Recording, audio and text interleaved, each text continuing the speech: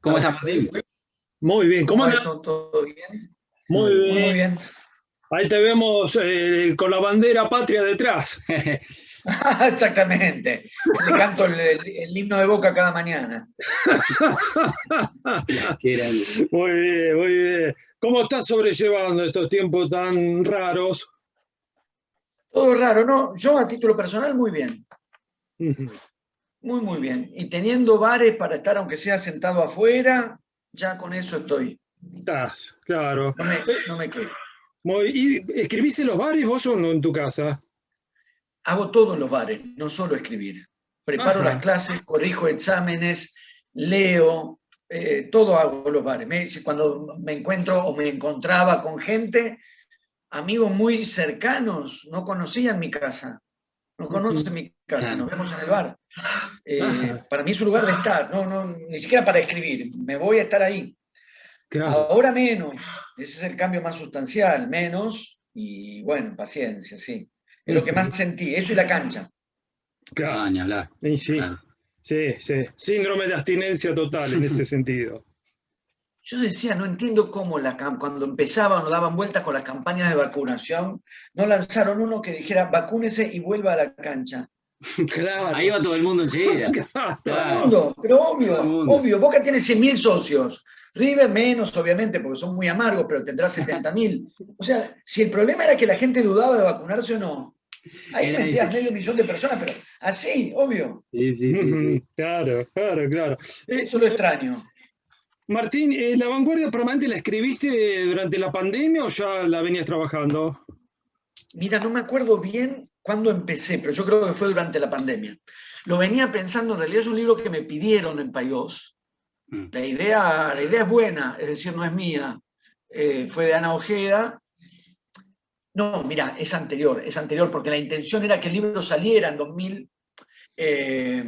Verán, ¿qué estamos? Sí, que saliera el año pasado en principio. Se Mm. fue postergando todo por la pandemia. La idea ya estaba desde antes, Ujú, pero lo escribí mayormente durante la pandemia, sí. ujú, ujú. ¿Cuál es el concepto de vanguardia con el que trabajas en el libro? Mira, para mí ese aspecto fue fundamental, porque hay más de una manera de pensar y existen varias definiciones de vanguardia. Y si uno no arrancaba por al menos algunos recortes más o menos precisos, se corría el riesgo de avanzar con un punto de partida difuso. Porque no hay una única manera de pensar la vanguardia. Tampoco que yo pretendí establecer una única manera, pero sí de señalar algunas que me interesan y hacer hincapié sobre todo en pensarlas en el gesto de una ruptura radical, ¿no? de una apuesta de algo radicalmente nuevo, digamos, marcar una diferencia sustancial, histórica y conceptual de diferentes formas de renovación estética e incluso de diferentes formas de rupturas estéticas, porque a lo largo de la historia del arte y de la historia de la literatura hay distintas instancias de renovación e incluso de ruptura. Marcar una diferencia con respecto a lo que ocurrió concretamente y específicamente en las primeras décadas del siglo XX. Es decir, la idea de que hubo ahí una radicalidad en la ruptura y una radicalidad en la apuesta a lo nuevo, que fue ya, digamos, no solo del orden de introducir innovaciones, incluso innovaciones fuertes al interior del campo del arte, sino poner en crisis la concepción misma del arte Ujú, y ujú. su relación con la sociedad. Bueno, a propósito de esto, Entonces, sí. eh, no, si querés completar la idea, sino a lo que yo iba es No, que no, no, era sí, sí, lo- sí, dale, dale. vos trabajás mucho en el libro la interrelación entre vanguardia artística y vanguardia política, ¿no? Digamos, la vanguardia artística que siempre quiso intervenir sobre la realidad y a su vez la vanguardia política haciéndose cargo de la importancia del arte, ¿no? Absolutamente. Eso también, digamos, aparece con la fuerza que yo intento que tenga en el recorrido del libro, sobre la base de esa premisa, de recortar ese periodo en particular en el que le llamamos vanguardia al proyecto radical, incluso con distintas líneas de tendencias de vanguardia como hubo, de alterar la relación entre arte y vida. Incluso si uno se remite a el planteo de Peter Bürger en Teoría de la Vanguardia, sin necesariamente suscribir a todos los términos del desarrollo del análisis de Bürger en Teoría de la Vanguardia, pero recuperar esa especie de ambición máxima que era liquidar la separación entre arte y vida y devolver, digamos, al arte al mundo de la vida, reintegrar al arte al mundo de la vida, porque me parecía que en esa formulación utópica eventualmente se podía calibrar bien, ¿no? Digamos, lo que vos me planteabas en un comienzo, dónde situar y qué entender por vanguardia con un grado de precisión no solo conceptual, sino también histórica. Ese gesto radical de las primeras décadas del siglo XX de apostar a la reintegración del arte a la vida. Y eso obviamente tiene un carácter político. No podía no tener un carácter político, aunque al interior del campo de las vanguardias, si uno piensa en el futurismo en Rusia, el futurismo en Italia, el surrealismo en Francia, el dadaísmo, los posicionamientos políticos de las distintas vanguardias pudieron ser muy diversos y hasta contrastantes entre sí. No obstante, hay un gesto político, diríamos, radical, en la medida en que reintegrar el arte a la vida suponía la transformación del mundo de la vida. De alguna manera esa utopía era eso, que en esa reintegración, en ese liquidar lo que Bürger llama institución arte, en esa liquidación de la institución arte, o sea, en la apuesta a algo nuevo que no iba a ser algo nuevo al interior de la institución arte, sino algo tan radicalmente nuevo que iba a liquidar la institución arte. La reintegración del arte a la vida suponía o ambicionaba una transformación del propio mundo de la vida. Y eso obviamente tiene un carácter político. Obviamente eso nos lleva, si queremos sostener esa relación, como muy bien lo planteabas, en todo caso a vanguardias como la del surrealismo, que adhirieron al Partido Comunista, pero me parece que el caso paradigmático es el que, obviamente, en el que me detengo, que es el caso del futurismo ruso. Porque el futurismo italiano, desde su fascinación con la novedad y con las novedades tecnológicas, fue a parar al fascismo, ¿no? Y a una estetización de la guerra.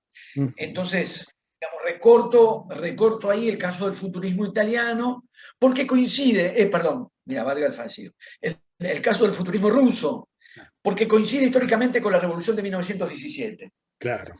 Entonces, esas resonancias que aparecen de por sí entre una vanguardia estética que busca la transformación del mundo, transformación del arte y de su relación con la vida, y una revolución política que busca la transformación más radical posible del orden social existente, la coexistencia en la contemporaneidad no pudo sino suponer una serie de relaciones y de articulaciones que fueron también desencuentros y fueron también desarticulaciones. Y es eso lo que lo vuelve interesante, que de alguna manera la expectativa de una confluencia casi inexorable, así como si dijéramos, los artistas decían, miraban, digamos, estaban frente a la revolución, frente a Lenin, frente a Trotsky, y decían, bueno, ellos están haciendo en la sociedad lo que nosotros estamos planteando hacer en el arte. Y esa ilusión de confluencia, esa ilusión de integración, tuvo puntos de contacto, pero tuvo también puntos de desencuentro y de disparidad. Entonces, esa relación no dejó de ser conflictiva. Quedémonos un poquito más en esta ilusión de confluencia, en el futurismo ruso, ¿no? Como vanguardia artística que, a ver, como vos decís, buscaba la reformulación de la vida social, de la vida política en términos profundamente nuevos. Pero, digamos, eso es lo que uno imagina que toda vanguardia artística debiera apostar. Pero con respecto a la vanguardia política, cuando se constituye en poder, ¿no? ¿Cómo es esa relación con la vanguardia artística? Ese asunto es muy problemático, no solo en términos de la relación con las vanguardias artísticas, sino en relación con la propia problemática política del poder. Por lo pronto, y yo te diría, por dar una primera respuesta que está a la vista, el libro se llama La vanguardia permanente, formulación en la que resuena la revolución permanente, la idea de revolución permanente en Trotsky. Entonces, en lugar de suponer, digamos, ¿no? que el impulso revolucionario a partir de la toma del poder se convierte en una norma de statu quo y de conservación de ese poder. No, más bien, digamos, pensar efectivamente que con la toma de poder no deja de desarrollarse una dinámica, o no debería dejar de desarrollarse una dinámica revolucionaria. Ahora bien, es cierto que habiendo dado lugar la revolución, incluso, perdón, sobre la misma idea de vanguardia, porque la misma palabra vanguardia formulada por Lenin cobraba en ese mismo momento un sentido político, entonces también aparecía la cuestión de, no es que se tratara de lo mismo, pero vanguardia y política, como si dijéramos una escena en la que vanguardia política y vanguardia estética se encuentran en el mismo sitio, en el mismo momento, y se miran entre sí y dicen, ¿qué tenemos en común? Y al mismo tiempo, me parece muy interesante, o me resultó a mí muy interesante, espero que para los lectores también, recorrer esos puntos de contacto, pero también esos desencuentros y esos desacoples. Porque, digamos, nos permiten pensar en la relación que tiene no solo el arte y la política, o la revolución política con las vanguardias, sino también la relación entre lo nuevo y la tradición, entre lo nuevo y lo existente. En el sentido de que Lenin, Trotsky, le van a dar cabida a estas vanguardias, efectivamente le van a dar cabida a Mayakovsky, le van a dar cabida a esas experimentaciones artísticas que estaban proponiendo la poesía de los futuristas, por ejemplo, pero al mismo tiempo, por ejemplo, los textos en los que Trotsky debate con los futuristas o comenta las posiciones de los futuristas, aparece la idea de que lo nuevo es la revolución, pero también es una discusión que está dando en el plano del arte. Lo nuevo no es nunca una mera liquidación de lo existente. Y lo nuevo no se produce contra la tradición, pero también con la tradición. Entonces, en la complejidad de un proceso dialéctico, donde lo nuevo viene a romper con la tradición, pero al mismo tiempo esa ruptura no la va a producir sino con la tradición, sino con elementos de la tradición, me parece que ahí se abre, digamos, podríamos decir, tres niveles, por lo menos tres niveles, los tres apasionantes. Uno, cómo es que se producen las transformaciones políticas y cómo es que se producen las transformaciones sociales. Con lo existente y no solamente contra lo existente, digamos, no es tabula rasa y empezar de cero. La revolución no procede haciendo tabla rasa y empezando de cero, sino en una producción de lo nuevo, una transformación hacia lo nuevo que cuenta con la tradición y que maniobra con la tradición. Eso en el plano político, pero lo plantean también respecto al plano estético. Es la discusión que dan también con respecto a cuál es la ruptura, qué clase de ruptura se produce en el ámbito estético, qué lugar o qué hacen con la tradición en la ruptura en el plano estético, y en un tercer nivel, cómo establecer una relación entre las dos esferas. Por lo tanto, notoriamente, ocurre además que Lenin y Trotsky, siendo hospitalarios con Mayakovsky, porque al mismo tiempo el grupo de los vanguardistas es de los primeros que desde la esfera literaria dan su apoyo a la revolución de octubre del 17, pero al mismo tiempo la disposición literaria de Lenin, la disposición literaria de Trotsky, era más tradicional. Lenin ha escrito textos muy notables sobre Gorky y sobre Tolstoy. Es decir, yo cuando doy clase en la universidad, que es una cosa que hago todo el tiempo, a veces aparecen o trabajamos estos temas, les digo, Lenin estaba organizando el Estado revolucionario y librando la guerra civil contra la resistencia contrarrevolucionaria, y también escribía sobre Gorky y sobre Tolstoy. Trotsky organizaba el Ejército Rojo para consolidar la revolución y además debatía con los futuristas y con los formalistas rusos. Le digo a los estudiantes, a ustedes se les juntan 2 parciales en la misma semana y se sienten desbordados. Y dicen, no puedo, no llegamos. Claro. Al mismo tiempo había en Lenin y en Trotsky, y ahí ya hay una cierta tensión, que es muy interesante. Hospitalidad para con las experimentaciones futuristas, pero al mismo tiempo una mayor afinidad con la tradición de Tolstoy y con una tradición de literatura realista como la de Gorky. Entonces, los años 20 están dominados, se diría, por ese conflicto, o por esos conflictos, por eso yo decía encuentros y desencuentros, tensión que se va a disolver o a resolver de la peor manera ya en los años 30 con la consolidación del estalinismo. Stalin, claro. Ya con la consolidación del italianismo las vanguardias pasan a ser perseguidas, Claro. y digamos, este tan fructífero juego de encuentros y desencuentros se liquida para hacer simplemente una condena, una consagración del realismo como estética oficial y una condena de las vanguardias. Pero ahí también cabría decir si eso que estaba ocurriendo ya con Stalin Claro. era la continuación de la revolución o lo contrario. Claro. Sí. Martín, ¿en qué época? Pues vos explicás en el libro que el término vanguardia viene de la jerga militar. Empezó a usarse vanguardia para aplicarse al arte. Si yo no... Mira, la verdad es que no me acuerdo. No lo pongan, que no me acuerdo. Pero no me acuerdo. Está autorizado un primer uso. Está autorizado un primer uso, pero yo no recuerdo si es en Baudelaire o quién es el primero que lo usa, sin todavía convertir eso en lo que van a ser las vanguardias de la primera década de los años 20, que son las que se organizan como vanguardia, porque también hay algo ahí que tuvo que ver con la organización de grupos, la elaboración de manifiestos, digamos, ¿no? Hay algo ahí también respecto de otros movimientos, no movimientos, justamente, otros momentos de ruptura o de innovación artística que marca la singularidad de esas primeras décadas. No fueron los primeros en usar el término. Yo no me acuerdo ahora si fue Baudelaire. No sé si no fue Baudelaire. Claro. Pero en cualquier caso no hubo Baudelaire un grupo de vanguardia ni una... Sí hubo, y se considera que hay en Baudelaire un primer gesto literario de valorización de lo nuevo en tanto que nuevo.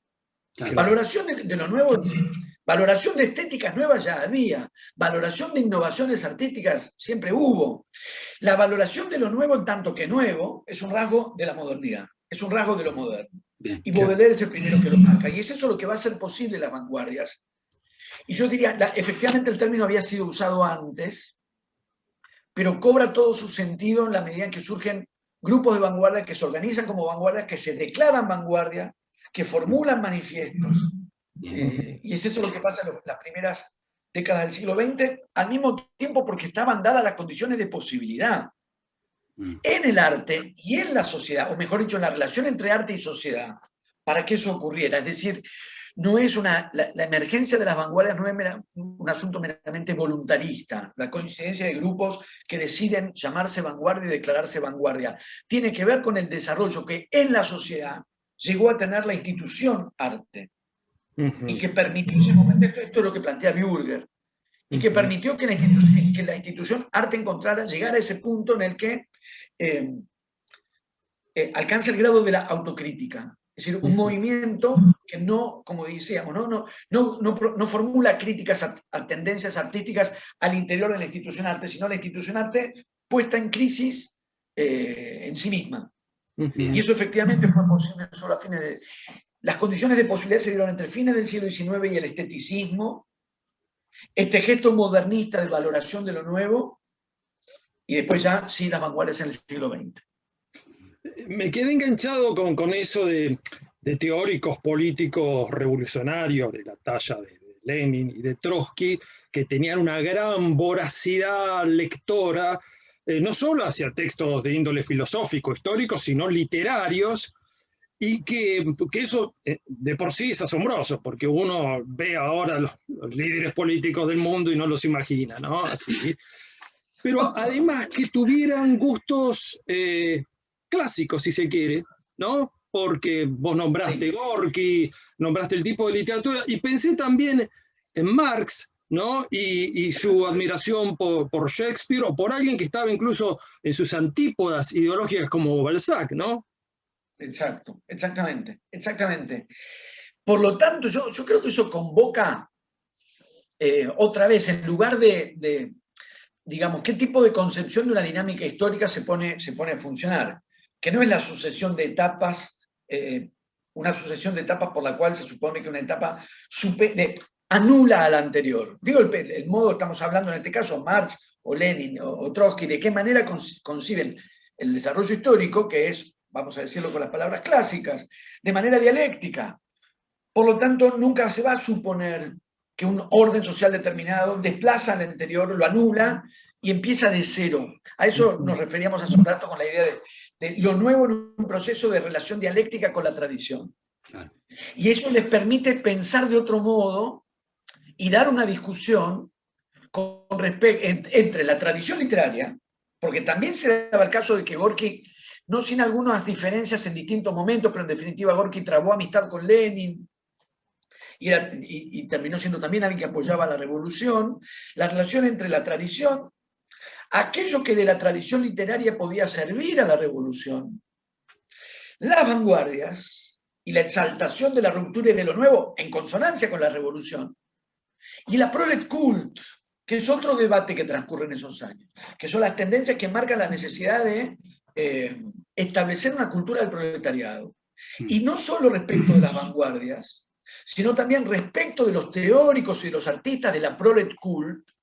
Tanto Lenin como Trotsky sostienen, digamos, esta otra forma de elaboración de lo nuevo, que como decimos, tiene que ver con un proceso dialéctico del que la tradición forma parte, no queda simplemente, no que se traza una línea y se la deja atrás.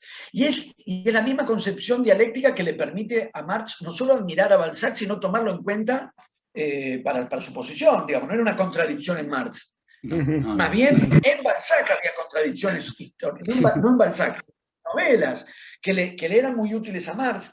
Por otra parte, en esos años iniciales de la revolución, Trotsky y Lenin se encuentran con la necesidad de, por ejemplo, digamos, los especialistas técnicos en el mundo militar, los especialistas técnicos en el mundo científico, formados, digamos, en el ejército del zar, o formados, digamos, como el sistema de ciencia funcional a la dominación zarista, y al mismo tiempo decían, no podemos prescindir de estas competencias, de estas competencias, de estos saberes. Entonces, lo que se plantean, en lugar de, otra vez, de una liquidación, decir, el ejército del zar queda suprimido, estos son los científicos del zarismo, prescindimos de ellos, prescindir era fusilar, además. Era más bien cómo apropiarse de esas formaciones tradicionales, apropiárselas y transformarlas para la revolución.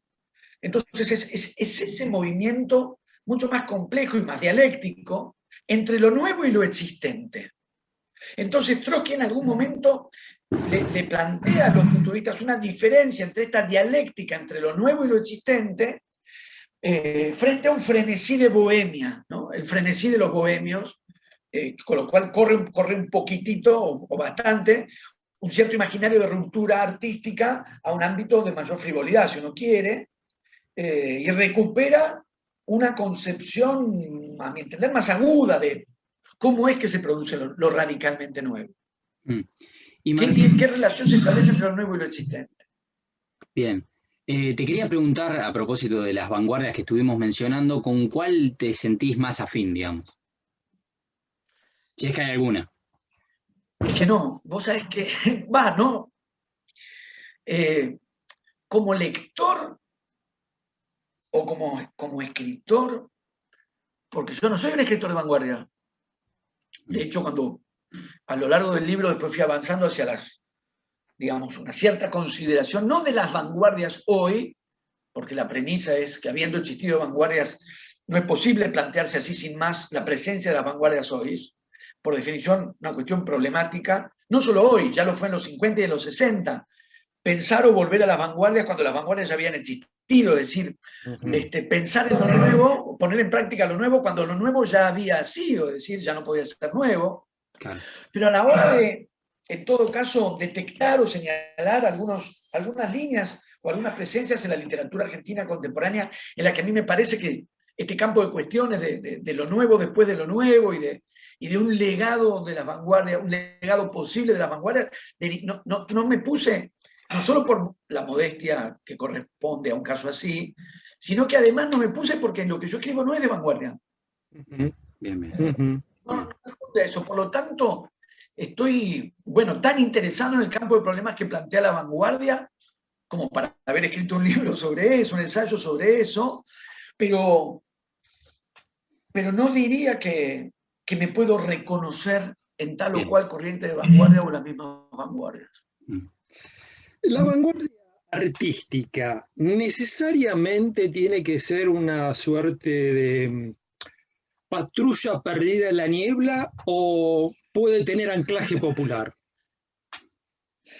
Mirá, qué gran cuestión, porque al mismo tiempo lo de la patrulla perdida en la niebla no deja de ser una derivación fabulosa de la propia metafórica militar.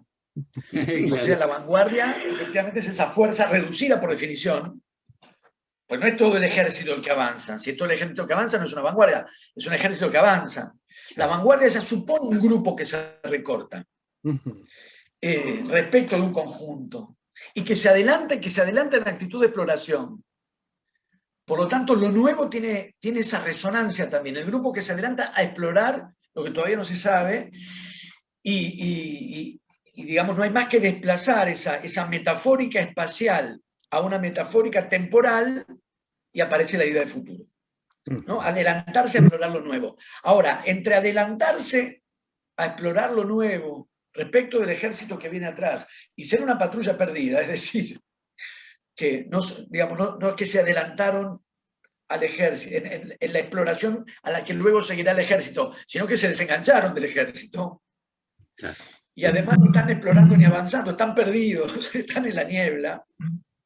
Y casi efectivamente una situación de fracaso. Me parece que ahí hay un dilema crucial, porque, y crucial también en un sentido político, hay un dilema crucial porque de por sí,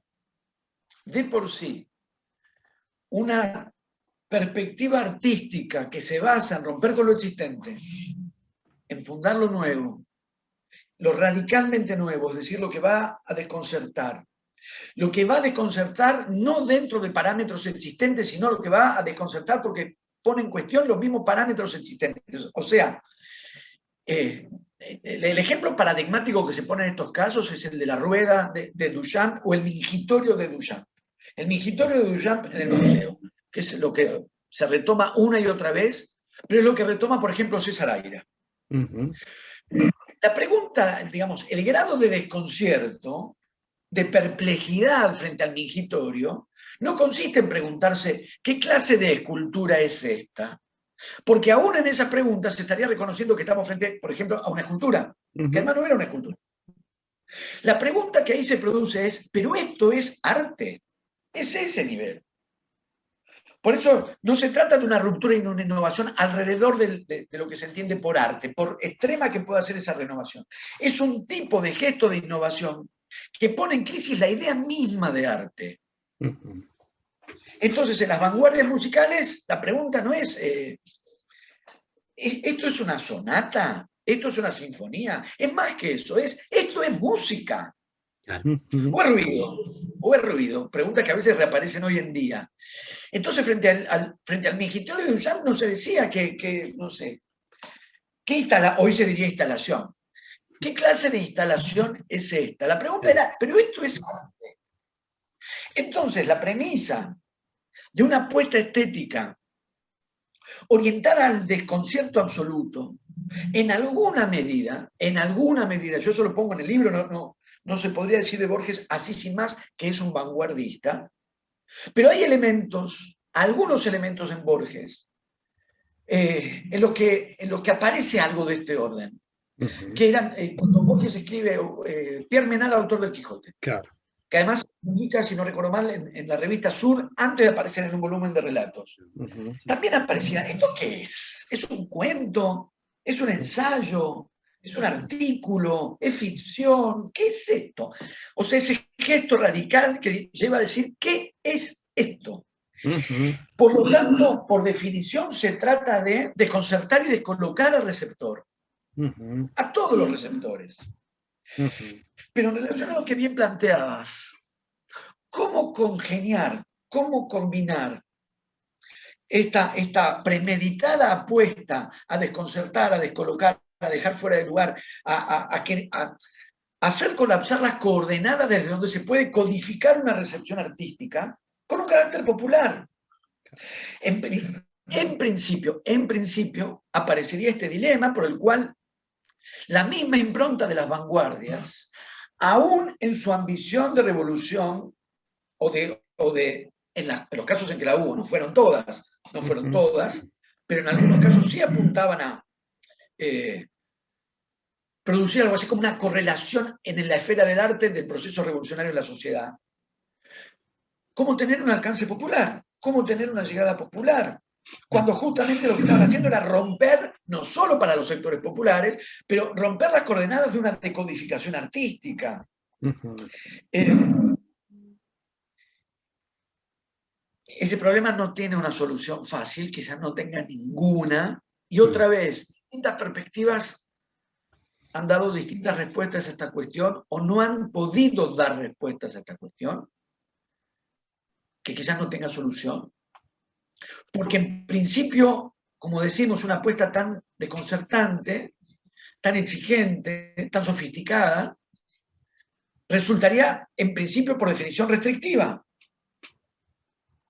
No solo restrictiva respecto de lo popular, restrictiva en términos generales. Es restrictiva. Es decir, un gesto artístico que rompe con tus coordenadas, la de cualquier receptor, que las disloca, que las volatiliza y lo pone frente a algo con lo que no va a saber qué hacer, digamos, de por sí plantea un tipo de exigencia que es, digamos, lo contrario a la hospitalidad de lo que va a poder ser fácilmente recibido, fácilmente contemplado, fácilmente escuchado, fácilmente leído. El Ulises de Joyce no está escrito para una recepción cordial, digamos. Plantea una exigencia de lectura que de por sí es restrictiva. Entonces, no lo estoy pensando en términos de elitismo, no tiene por qué resolverse hacia el elitismo, pero sí plantean un lector nuevo, que todavía no existe. Borges también lo hizo. Hay que crear un lector que todavía no existe.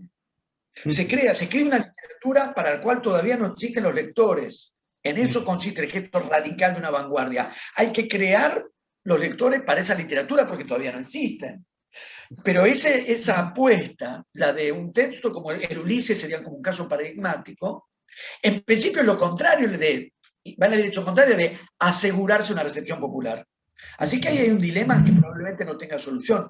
Una solución la tengo muy presente porque justo ayer a la noche estuve dando clases sobre Bertolt Brecht. Porque en Brecht hay una resolución distinta y, si se quiere, más optimista al respecto. Donde realismo literario y vanguardias, en lugar de contraponerse, se pueden combinar. O, dicho de otro modo, recursos y procedimientos y experimentaciones de formas más bien propios de la vanguardia pueden ponerse al servicio de un arte realista, para Brecht. Y en los casos en los que esas experimentaciones formales, incluso las más sofisticadas y las más arriesgadas, se emplean en favor de una literatura puesta al servicio de lo que Brecht llama decir la verdad, dice Brecht, ahí va a haber una comprensión y una plena aceptación de los sectores populares. En Brecht hay una perspectiva, pero no diría que vale para una generalización. Pero en el campo de problemas que planteamos y que en algún sentido se podría considerar que hay un callejón sin salida ahí, Brecht podría indicar una posible salida para este callejón sin salida.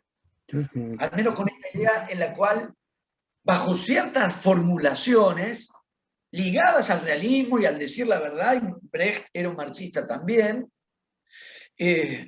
detecta, él dice, al menos en los sectores más avanzados de los sectores populares, en las zonas más avanzadas de los sectores populares, una plena disposición a la comprensión y a la aceptación de las sofisticaciones experimentales de vanguardia. Yo no soy tan optimista, pero bueno, yo no soy Brecht. Cada respuesta tuya está llena de conceptos y de puntas para ir tirando. Por ejemplo, me quedé con eso del artista que construye, del escritor que construye sus lectores, ¿no? Y quizás el gran constructor de lectores sea cada época, ¿no? Porque no se lee un libro de igual manera en distintas épocas. Así es. Por ejemplo, cuando se escribió El Quijote había una lectura, hoy se hace otra lectura. Después de Freud, además, la lectura cambió también radicalmente, ¿no? Exacto. Exacto. Cambian las condiciones de recepción. Y quizás, ahora, sí, perdón. No, y decía, quizás hubo muchas vanguardias que en su momento ni siquiera fueron vistas como vanguardias, quizás porque no existía tampoco ese término, y que hoy podemos ver como de avanzada, ¿no? Absolutamente. Diría, por un lado, efectivamente, cada época tiene lo que en la teoría de la recepción se llama horizontes de expectativas. Y esos horizontes de expectativas cambian con cada época. Y por lo tanto, estos ciclos de renovación en el arte se producen, así como se producen todas las transformaciones epocales y todas las transformaciones sociales. Entonces, efectivamente aparecen nuevas condiciones sociales, nuevas maneras de leer, nuevas expresiones artísticas. ¿Qué pasa con las vanguardias y su efecto de aceleración? O, ¿qué pasa con las vanguardias y este gesto de adelantarse, explorarse en el espacio, pero también en el tiempo? Entonces ya no escriben para los lectores de su época, escriben para lectores que todavía no existen. Nombraste a Borges hoy, y traslademos la cuestión de las vanguardias un poco a nuestro país. Vos en el libro hablabas de la vanguardia moderada, ¿no? Que a mí me hacía acordar al nombre del partido político mexicano, el Partido Revolucionario Institucional, ¿no? El Partido Frío Caliente. ¿Cuál dirías, Martín, que fue la última vanguardia que hubo en nuestro país? Mirá, yo te diría que estos puntos de partida que hay en el libro eran para mí los puntos de partida que hacían posible abrir una discusión sobre vanguardias, procurando justamente que los términos no fueran equívocos.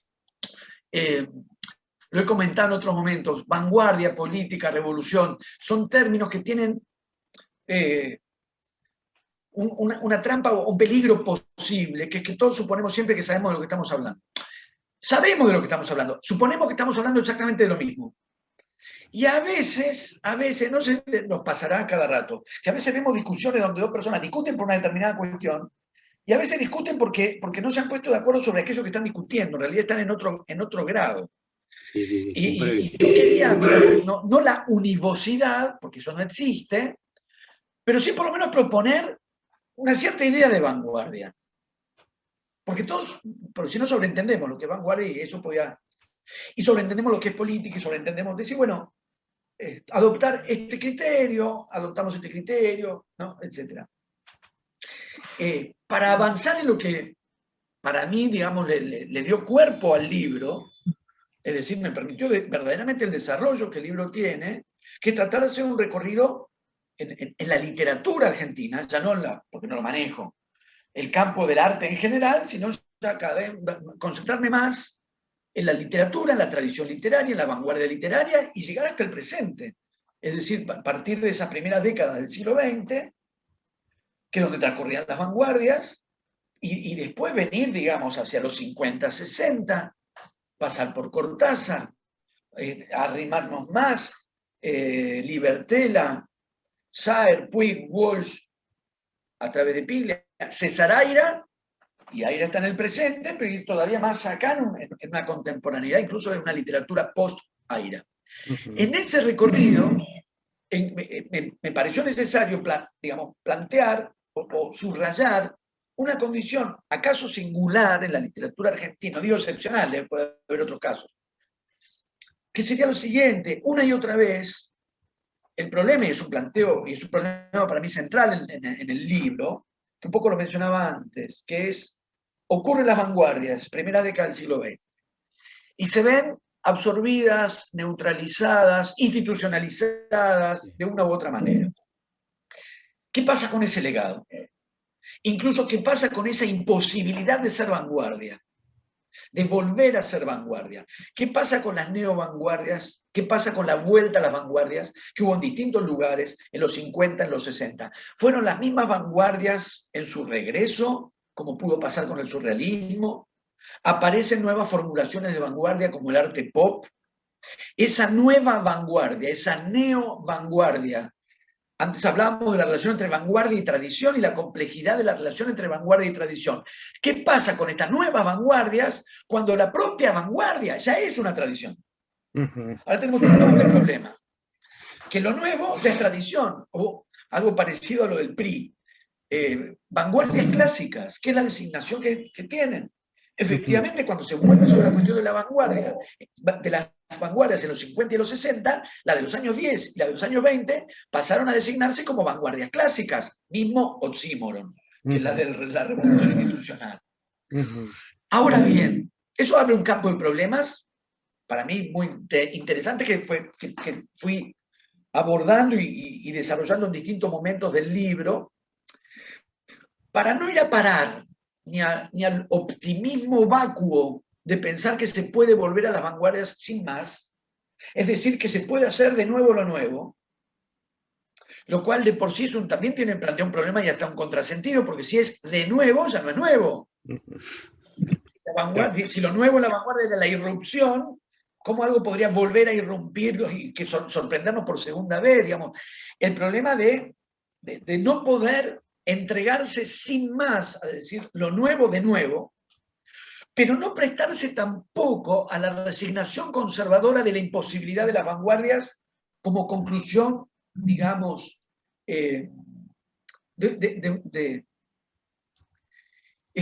conservadora justamente. La derrota de las vanguardias e incluso la imposibilidad de las vanguardias, ¿qué posibilidades abre? Ahora, en el caso argentino, y esto es lo que me parece que le puede dar también una significación histórica a lo de las vanguardias moderadas. Lo de las vanguardias moderadas, en los años 20, primero nos plantea un problema en su propia condición paradojal, si se quiere, ¿no? Si es moderado, no es vanguardia. Si es institucional, no es revolucionario, cosa que la historia del PRI no ha hecho sino confirmar a cada momento.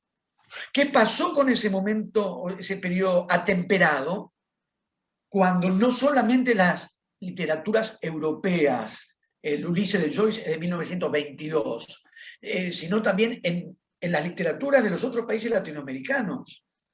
En la poesía de Chile, Altazor de Huidobro, claro. César Vallejo, el movimiento estridentista en México, el movimiento antropofágico en Brasil, digamos, no es solamente, no se trata de una cuestión de centro-periferia, Europa, Argentina. Porque aún en el contexto latinoamericano, esos años fueron años, digamos, de emergencia, de experimentaciones radicales en la literatura, en comparación con las cuales lo que sería la vanguardia argentina fue efectivamente módica. Podemos pensar en Oliverio Girondo, si le ponemos muchas ganas, decimos, bueno, Girondo, pero otra vez, Girondo en un contexto que otra vez no da el énfasis del movimiento de vanguardia, y uno va a los manifiestos de martinfierristas, yo lo hago en el libro, y ahí mismo aparece un gesto contenido, que sería lo contrario del vanguardismo, y un gesto moderado y tibio, que sería lo contrario del vanguardismo, ya en el hecho mismo de llamarse Martín Fierro. Claro. Citar la tradición el texto canónico, digamos. Exacto, el canon, y no para disparatarlo ni para parodiarlo. Entonces, sino para sostenerlo. Ahora bien, si el problema futuro, si el dilema, no el problema, si el dilema a futuro va a ser activar o reactivar vanguardismos cuando está el problema de que las vanguardias ya existieron y que ya hay una vanguardia clásica y que ya hay una tradición de vanguardia, en la literatura argentina ahí puede haber una inflexión diferencial, porque no había una tradición de vanguardia con esa potencia. Entonces, las vueltas a las vanguardias en los 50 y los 60 no tienen este peso de una vanguardia que ya es canon, de una vanguardia que ya es tradición. Tienen en todo caso la figura de Borges, que estaba siendo, digamos, consagrado en esos mismos años de una manera más amplia, que Borges era genial, se supo rápidamente, pero digamos su lugar central, referencial en el canon literario argentino, se estaba consolidando en esos años. Ahora nos parece un poco increíble, pero en los años 40 Mayé aparecía el escritor central del canon. Era el escritor central del canon. En los 50 y 60 se va consolidando ese lugar central del canon para Borges, que es una figura increíble en el sentido que hace todo. Fue una pieza clave en la moderación de la vanguardia de los 20. Porque Borges ocupó ahí un lugar muy relevante, viniendo como venía de Europa, y trayendo de Europa no alguna de las estéticas más radicalizadas, sino el ultraísmo español, que de por sí era un movimiento de innovación moderado. Pero después produjo textos en los años 40, digamos, logra innovar, es efectivamente un gran innovador. Al mismo tiempo es el gran escritor de la reelaboración de la tradición. Reescribe Martín Fierro, hace todo. O sea, morigera las vanguardias en los 20, produce lo nuevo en los 40, consolida una tradición, otra vez, la consolida, no como, digamos, no funda una institución tradicionalista donde se juntan a tocar zambas. Articula la novedad con la tradición, actualiza la tradición reescribiéndola. Y en los años 50-60 se consolida, ya se va consolidando como el escritor central del canon argentino. En ese estado de situación donde no hay una vanguardia fuerte, no hay una tradición de vanguardia fuerte al interior del campo literario argentino. Sí en las vanguardias europeas. La vuelta del surrealismo tiene, digamos, la marca de ser justamente una vuelta. Pero en la propia dinámica de la propia literatura argentina no estaba el peso de una vanguardia clásica. Entonces ahí se abre la pregunta, y la siguiente parte del recorrido en el libro, que es ¿qué pasó en los 50, 60? Sobre todo el movimiento de los 60 a los 70. Claro, claro.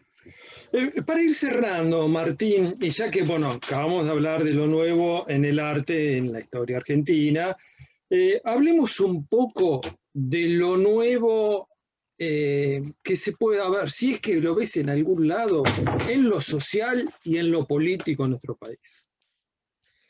Mira, una cosa sobre la literatura, pero para ganar tiempo también. Porque hay algo que mencionaste y que yo se me fue a mí y no quisiera que se me vaya, porque es clave. Que es en este juego de temporalidades que venimos hablando, vos mencionaste en algún momento y lo quisiera subrayar, porque lo dijiste, no quisiera que pase de largo, porque lo dijiste y me parece clave. Ciertas vanguardias, porque ya no estamos pensando entonces en esos años 10, 20 de las vanguardias declarativas, con sus manifiestos, de las vanguardias que se proclaman vanguardias. Vos planteabas la posibilidad de una vanguardia que sea detectada como vanguardia después. Entonces me parece que en esos años, 60, 70, el recorrido que trato de ir haciendo, Cortázar por un lado, Héctor Libertela por otro, la manera que van reformulando un imaginario que ya no es el de las vanguardias clásicas, porque precisamente las vanguardias clásicas ya existieron. Y el gesto de Piglia con Saer, Puig, Walsh, esas tres vanguardias que define Piglia, que las define retroactivamente, las define retrospectivamente, porque Piglia fue contemporáneo de Walsh, con quien además estuvo en Cuba, de Saer y de Puig. Digamos, cuando Piglia publica su primer libro de cuentos, La invasión, si no recuerdo mal, en 1967. La tradición de Rita Hayworth, la primera novela de Puig, es de 1968, estrictamente contemporáneo. Y sin embargo, Piglia no activa un imaginario de vanguardia en ese mismo momento. Lo activa retroactivamente, digamos, desde los años 90. Para, digamos, insuflar una impronta vanguardista en esas literaturas a las que no señaló como, ni se señalaron necesariamente como vanguardistas, ni él mismo señaló como vanguardistas en aquel momento. Lo hace a destiempo, lo hace retrospectivamente. Entonces, raramente si las vanguardias eran ese impulso al futuro, ¿qué pasa con estas vanguardias? Que son un impulso desde el futuro hacia el pasado, diríamos, para encontrar futuro en el pasado. Entonces, Libertela, Puig, en su lectura de Saer, Piglia, en su lectura de Saer, de Puig, de Walsh, están reactivando imaginarios de vanguardia de una manera alternativa a las vanguardias clásicas. Porque no están repitiendo el gesto de vanguardia. Y eso se abre hacia el presente, se abre hacia el presente. Ahora, por fuera de la literatura, hice todo este introito para postergar el momento desolador, de encontrarnos con que nos toca una época en la que la perspectiva de lo nuevo está angostada hasta casi la nulidad. Y un poco a la manera del PRI, esto ya ha pasado de todas maneras, no es que sea exactamente, que ocurra exactamente ahora. digamos, los usos, el hecho de que los movimientos, por ejemplo, los golpes más reaccionarios se hayan llamado revolución, sobre la base que una revolución, que una asonada militar recibe el nombre de revolución, pero el hecho de que la palabra revolución haya ido a parar al golpe militar del 55, haya ido a parar al golpe militar de 1966, o sea, el hecho de que la palabra revolución, por ese uso específico que tienen los levantamientos militares, haya ido a parar a los momentos más conservadores de la historia argentina, el uso de la palabra cambio, ya renovación y cambio en el radicalismo, no era ni renovación ni cambio, y el Juntos por el Cambio No, totalmente devaluado. se devalúa de una manera desoladora, y me parece que es al mismo tiempo una señal de que efectivamente, voy a mencionar lo que se menciona muy a menudo, pero porque me parece que es un diagnóstico del estado de las cosas insuperable y a la vez muy desolador, que es una observación que había hecho Frederick Jameson. Fue retomada en muchos casos, uno de ellos Zizek vuelve sobre esa cuestión. Jameson dice, hoy por hoy nos es más difícil imaginar el fin del mundo que el fin del capitalismo. La pandemia un poco lo ha puesto en juego, ¿no? Sí. Más imaginario del apocalipsis y del fin de la humanidad que pensar que se pueda terminar el capitalismo, es decir, abrirse algo radicalmente nuevo. Claro. Estamos bajo la forma de lo, digamos, o de lo módico y de lo moderado y de lo tibio, o directamente de la trampa, del conservador que se presenta a sí mismo, te da la mano y te dice, bueno, buenas tardes, soy el cambio. Estamos por el cambio. Entonces, entre la morigeración de perspectivas de transformación social, que en términos de lo radicalmente nuevo, para tomar las definiciones que especificábamos respecto de la vanguardia, una ruptura del estado de cosas y una orientación hacia lo radicalmente nuevo, no forma parte de nuestro horizonte ni siquiera imaginario, a lo sumo del horizonte de deseos, pero realmente incluso hacia los que podemos tener una perspectiva, un posicionamiento político proclive a la transformación, a una transformación radical del estado de cosas. Espero no estar incurriendo en algo así como una depresión conceptual, pero no hay perspectiva de que eso vaya a ocurrir. No estamos frente a una perspectiva cierta de que ello vaya a ocurrir, ni de manera inmediata, ni de manera bastante inmediata tampoco. Entonces, vivimos un estado de cosas, un clima de época, nos toca un clima de época donde primero el futuro es muy corto, es muy corto, levantamos la mirada y vemos muy cerca, volviendo a la niebla. No estamos perdidos, pero tenemos perspectiva de 20 metros de extensión de la vista. Tenemos futuros muy cortos porque las condiciones nos condenan a una especie de pragmática de resolución coyuntural y ni con el mayor optimismo que podamos tener. Yo hay días que tengo disposición al optimismo, pero no nos toca una época donde la perspectiva de una transformación radical de las cosas forme parte de una posibilidad cierta para nosotros. Un poco la desesperanza de Kafka, ¿no? Como decía, hay esperanza, pero no para nosotros. Tremendo. Bueno, pero este libro ayuda mucho a pensar en la necesidad de transformar, en necesidad de apostar por lo nuevo, y de que hubo gente con el valor, con la valentía de soñar lo nuevo, ¿no? Y de luchar por lo nuevo. Absolutamente, y por eso la decisión del título, que fue lo último que quedó para el libro libro estaba entero y faltaba el título, y la idea de llevar la frase de la vanguardia permanente, es decir, de la revolución permanente al título, que es algo que conversamos con la editora, con Ana Ojeda, no dejó de ser una apuesta, o por lo menos una expresión de deseos respecto a lo que está señalando. Bueno, Martín, muy agradecidos por este rato largo que hemos conversado, que fue muy fructífero, por lo menos para nosotros, y bueno. Lo mismo para mí.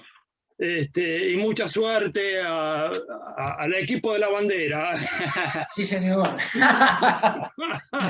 Muchas gracias a ustedes. Un abrazo. Les mando un abrazo.